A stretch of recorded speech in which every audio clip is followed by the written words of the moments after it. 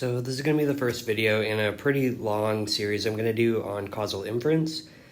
And pretty much everything I'm going to be talking about is coming from this book called What If? And it's an incredible resource for just everything causal inference, especially just like the most recent iteration of like causal inference debate, which is the potential outcomes model. And yeah, so I would be remiss, I guess, if I didn't reference this in every video. It's just it's what you got to do.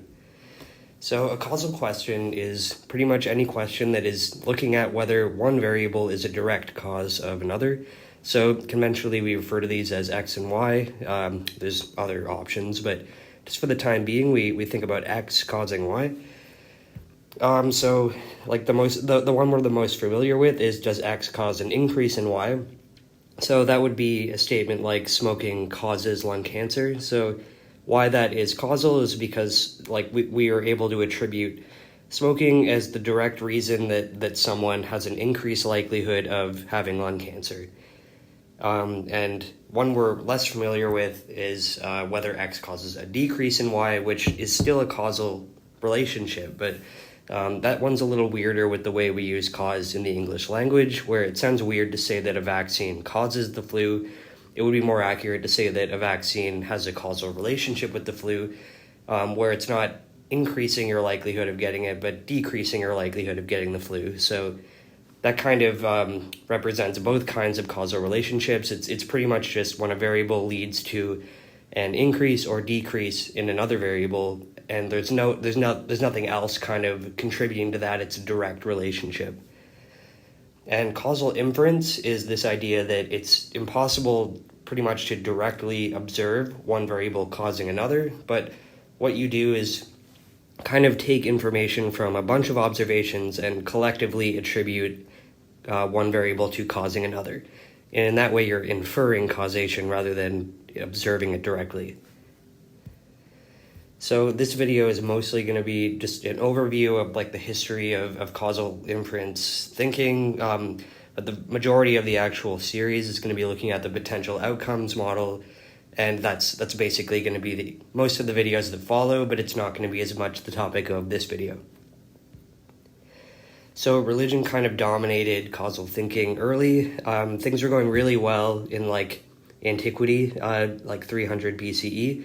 This is a pretty famous image of Plato on the left and Aristotle on the right, where Plato is pointing upwards and Aristotle is pointing outwards. And this kind of encompasses the causal debate at the time, where Plato believed that, both of them believed that, the most important duty they had as early thinkers was to figure out what is causing these phenomena they're observing in their environment. And the major difference between the two is that Plato believed that the only way to gain mastery over causation is to better understand the divine, to get closer to God and to better understand kind of things that they attribute to God, like ethics and creation and stuff. And basically Aristotle is pointing outwards, saying that pretty much everything we need to understand cause is in the environment. We just need to observe and make careful observation, and basically those are all the tools we need to understand the world around us. We don't necessarily need to be closer to God to understand that. Unfortunately, religion dominated for a very, very long time, and inductivism didn't really come back until around 1600. And the principles of inductivism I kind of already talked about a little bit, but the basis of it is you observe phenomena, you try and figure out what is causing them, and then you continue to observe, and if what you have hypothesized is causing this phenomena doesn't hold up over time, new information comes to light that contradicts that, you basically just revise what you think is causing this, and it's very observation based. So this leads to some tenets of inductivism, where basically it's some things that will likely be true if there is a causal relationship that are able to be observed. So agreement is a common one, where the example I'm going to use throughout this is sunburn. So if you observe that someone has irritated skin and they likely have some kind of sunburn or some burn of some kind, if all of these people were in the sun for a long time yesterday, that would represent agreement of this potential cause between those who have the outcome we're interested in, and that would be a good indication that it's probably exposure to the sun that's causing these sunburns. Dose response is another big one, where like if you spend more time in the sun, your burn is likely to be worse. And residuals is a weird one, where that's using what we understand about burns in total. Like, let's just say we have what we think is a pretty comprehensive list of what can cause burns, and if we can rule out that this person wasn't exposed to chemicals, heat, or radiation, we might then be able to attribute this burn to what we know the least about. So it's likely the last cause that we haven't ruled out, basically. And temporality is by far the most powerful one. For something to cause something else, temporality says that it needs to come first. If you have a sunburn, what happens the next day is irrelevant to what caused the sunburn. It had to have happened before. And just going back for a second, this should look kind of familiar if you're familiar with Bradford Hill criteria. So basically, the beauty of Bradford Hill criteria is that no one of these is enough to establish cause, but basically you just, if something is truly causal, it should meet several of these criteria. Experimentation kind of replaced inductivism in the late 1800s and 1900s, and still kind of now. So refutationism is this response to this fatal flaw that was observed in inductivism.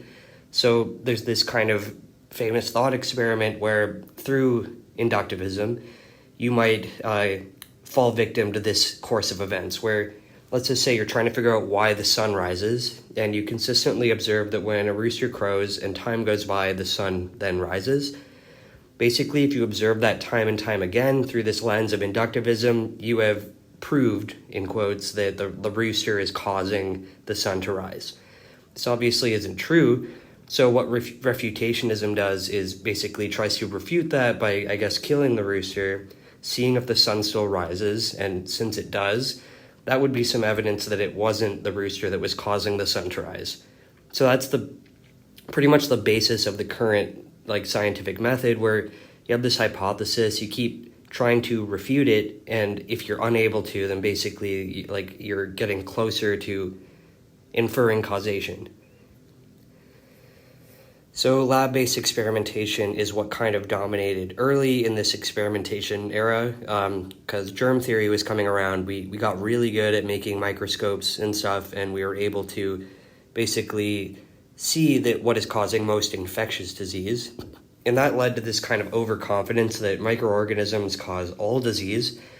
And basically, whatever disease you have in mind, if we're able to figure out the agent that causes it, like the bacteria or virus or whatever, then we should be able to understand the cause of that disease.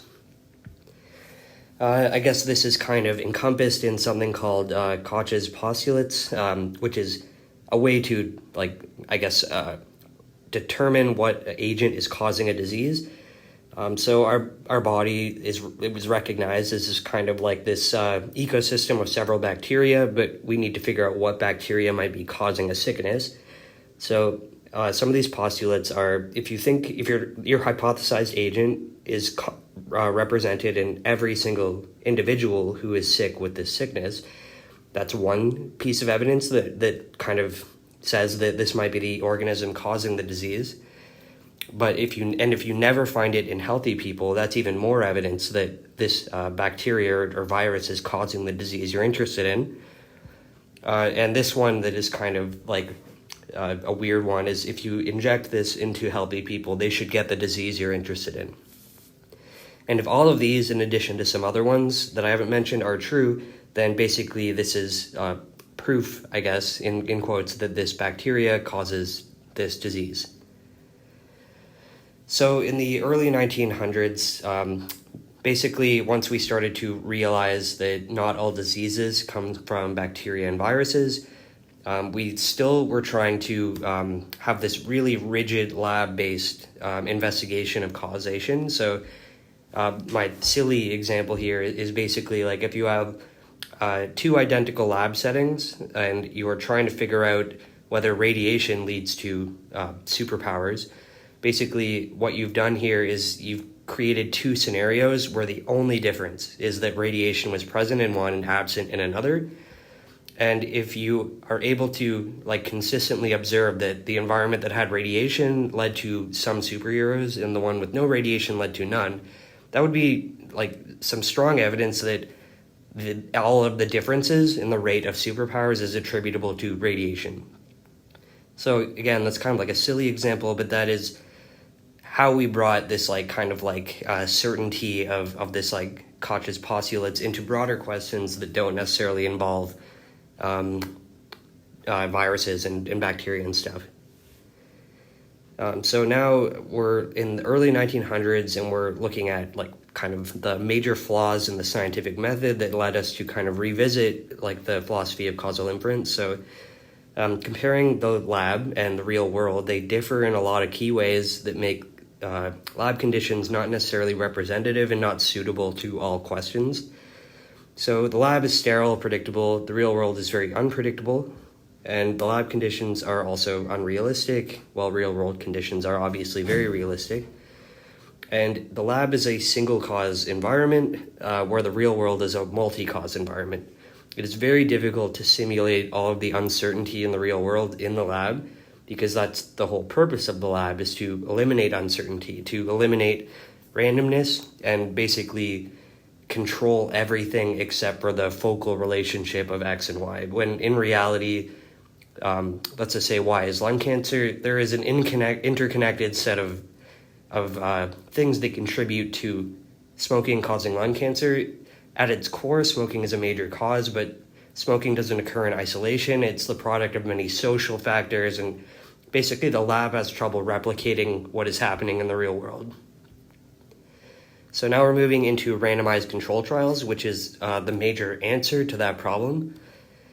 So like I said, not all causal questions are suitable for the lab. Some examples are if you're interested in whether a vaccine prevents the flu, it would be pretty difficult to replicate that in a lab, because what you would need to do is vaccinate one group and not another group, and then try and simulate the conditions that lead an individual to getting the flu, which is a product of all of their interactions with people in their daily life, where they go, how much they wash their hands. It's hard to replicate that in a lab, because in the real world, people go to their own homes and they like go to work and stuff, and you can't force people to live in a lab and douse them with potential exposure to this agent. So yeah, it makes much more sense to bring the experiment into the real world, let people go about their daily lives like normal, but basically randomly assign some intervention like this vaccine. Some that are also not suitable for the lab are things like, does a healthy diet prevent obesity? The logistics of that in a lab would be impossible. Like, you'd have a group of people that you are like forcing to uphold this like really stringent healthy diet, and another group you're forcing to eat unhealthy, and you're trying to like basically keep these people in a lab forever, and that's just not how it works. So with randomized control trials, the basic principle, like I'm going to get a lot more into it in the video that is actually on randomized control trials, but just briefly, like when there's two treatments, it can be thought of as just like when you're assigning an individual to either like the left, getting the vaccine, or the right, not getting the vaccine. It's like flipping a coin. It's a 50-50 possibility of going in either direction. And with enough people, basically you're likely to end up with an equal amount of people in each group that have been randomly assigned to that group. So now moving on to like I guess where we're at right now with causal questions is the potential outcomes model. And that is born out of the idea that not all exposures can be randomized, because before this, the randomized control trial was kind of poised to be the answer to all questions. But if you're looking at things like smoking and lung cancer, it's unethical to randomly assign people to smoke when we already know it's bad for you. And some things are difficult or impossible to randomly assign. Like if the exposure we're interested in is like race or sex or something, you can't randomly assign that. So basically, the potential outcomes model is like a way to look at observational research and try and bring it up to the standard of some of those other ones that I just talked about, like randomized control trials, which are kind of the gold standard right now. So some of the observational designs that aren't randomization based are things like cohort studies, case control studies, and cross-sectional studies. Those are all kind of broad topics that I also have videos on in my channel if you're interested. And kind of inductivism is coming back into play here because basically Bradford Hill criteria, I believe, I didn't look at this before the video, but I think it was kind of being applied to that exact question I was just saying, where we wanted to attribute cigarettes to like lung cancer and heart disease, but we couldn't randomly assign smoking. So we had to figure out a way to have causal inference in these observational studies using just information from a variety of sources. So if like you smoke more and your likelihood of lung cancer goes up, that would be like dose response. Strength of association would be things like smokers are like 10 times more likely to get lung cancer. And temporality would be anyone or most people who have lung cancer have a history of smoking rather than vice versa, starting after lung cancer. And the Bradford Hill criteria basically is like it's the idea that inductivism still has value.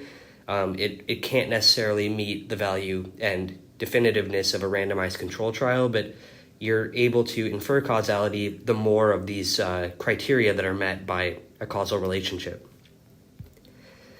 The fundamental flaw with observational research is that people are self-assigning. They're not being randomly assigned. So let's just say, again, we're looking at vaccination and flu.